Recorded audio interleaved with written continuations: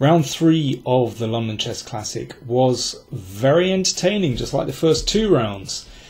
There was only one decisive game today, although in the other games that were draws there were lots of ups and downs. But anyway, let's look at this game. So it's between Hikaru Nakamura and Vishwanathan Anand. Today is Anand's 47th birthday. How would that affect his play? We saw 2 days ago how Hikaru Nakamura came unstuck very badly against Wesley So. Would it turn out differently for Anand? Let's take a look. Nakamura with the white pieces.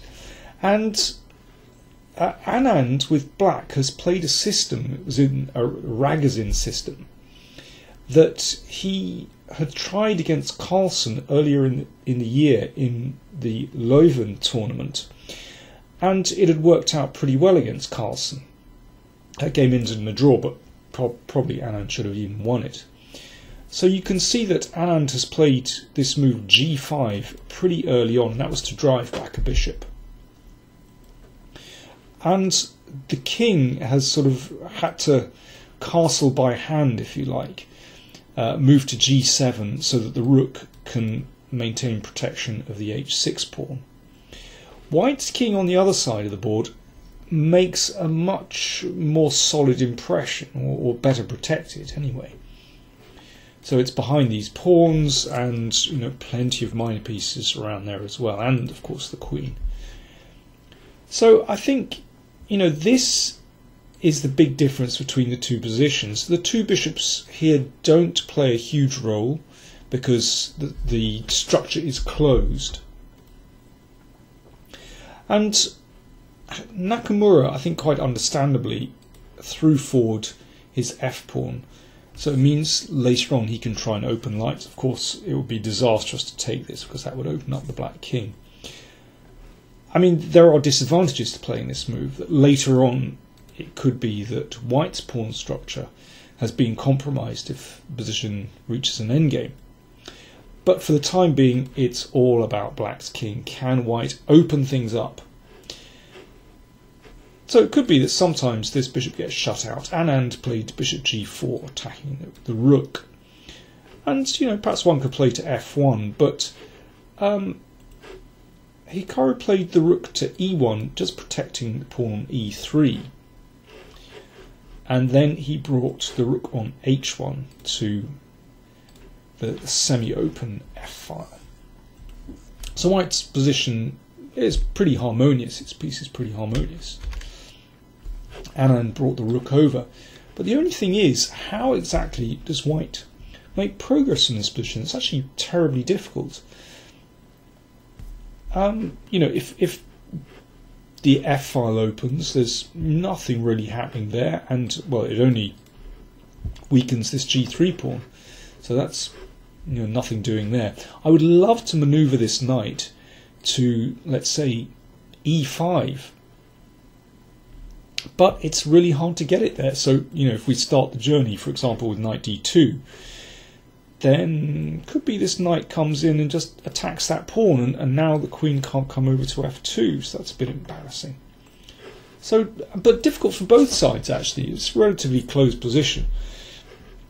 Nakamura played knight c5, which is kind of throwing the piece in the right direction, looking at b7, and it's impossible for Black to win a pawn because after queen c5 you take on g5 and then rook takes f6, and there's an unfortunate discovered attack here. It's check, of course. Now that line's not actually forced. Black could bring the queen back to e7, but I think it's a mistake to give up that dark square bishop. Well, there was no need. After knight c5, Anand simply played rook e7, defending the pawn and preparing possibly to double on the e-file. And now Nakamura played queen d2 fairly quickly, and this was a bit of a bluff.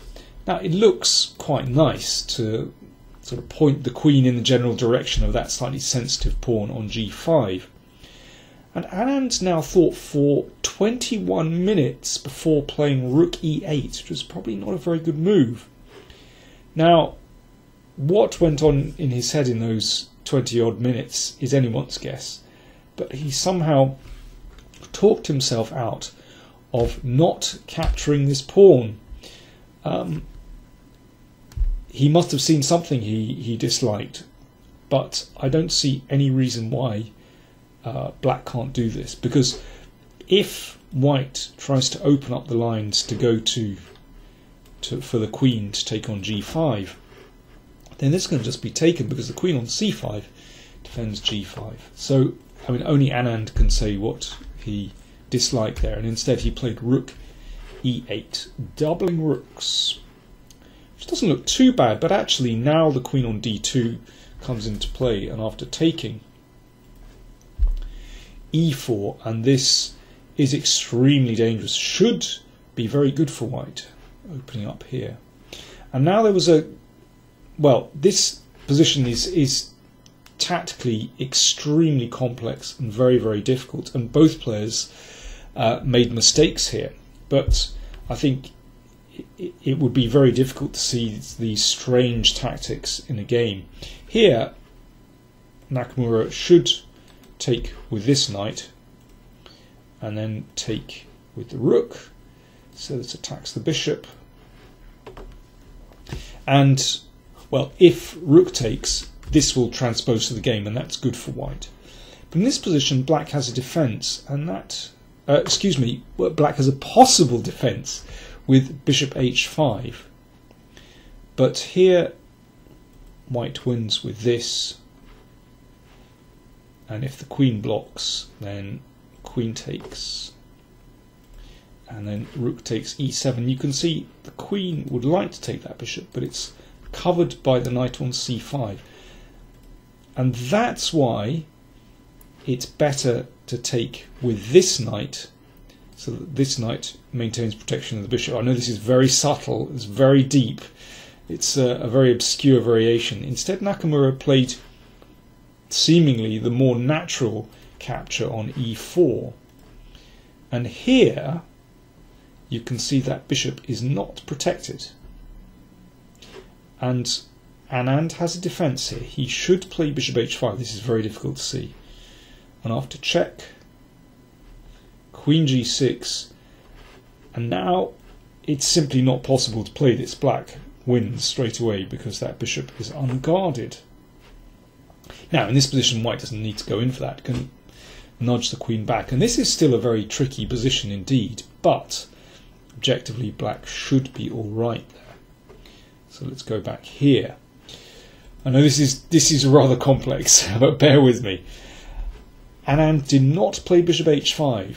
Instead he took on e4, and after knight takes, this is just very, very strong for white. So the queen is attacked as well as the pawn on g5. So the queen has to come over to protect that pawn. And now white has two very tempting moves. Nakamura got it right. This looks very strong indeed, opening up this line and hitting f7. I mean, it looks winning at first glance, but black has a remarkable save, and that's rook e2. Remember, that can't be taken because there's a pin here. And well, if bishop takes queen, rook takes, and black is okay there, and if rook takes, you can take this, and black should survive this position. Unbelievable. So knight g5 would be a mistake, a very tempting move, easy to overlook rook e2, but Nakamura played the correct move, which was knight f6. So the queen is hit, the rook is hit, the bishop is hit, and if rook e2 here, now there's a big difference. Knight e8 check is a winning move. Now clearly if the rook goes back and takes the knight, then bishop takes queen, and if say the king comes back to g8, then I can just play queen c3, and in this case the bishop attacks the rook and the queen, and white wins material. So I hope you're keeping up with these funny tactics. So Anand has to give up his queen here. It's the only possible try. Now, he has a rook and a bishop for the queen. If he can solidify his position, actually he should be able to get a fortress. So white has basically one move in order to try to disturb black's position. And Nakamura came up with the best move, which was queen c3. The point is, it's actually difficult for black's king to find safety, to go back to safety. It's around about this time that Anand is probably regretting this whole variation with this pawn advancing to g5.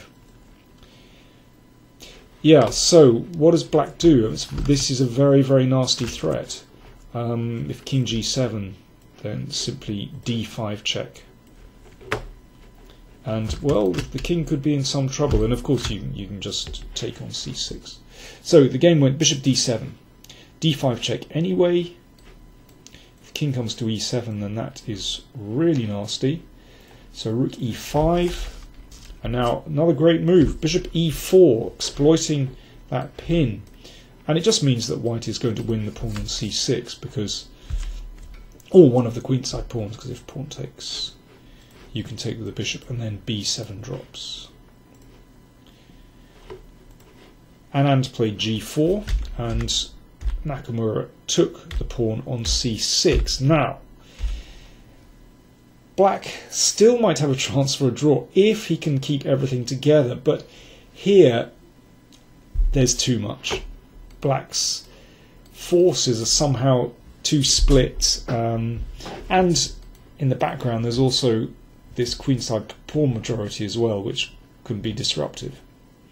So in this case, the queen is just like a heat-seeking missile. It's just seeking out all those weaknesses in the position. In such an open position, the queen is just all-powerful. So, hitting the f-pawn.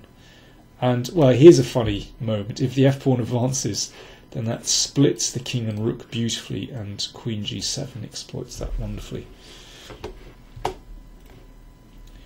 Anand tried rook e3. I mean, I think objectively he's lost, and in practical terms it is absolutely hopeless.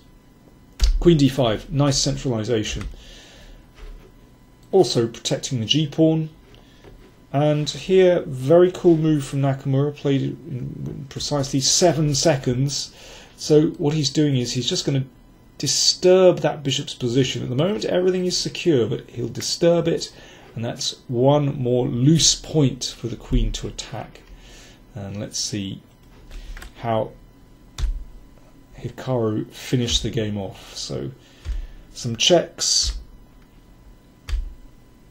and the king comes to a poor position, but I mean there's really nothing here, absolutely nothing.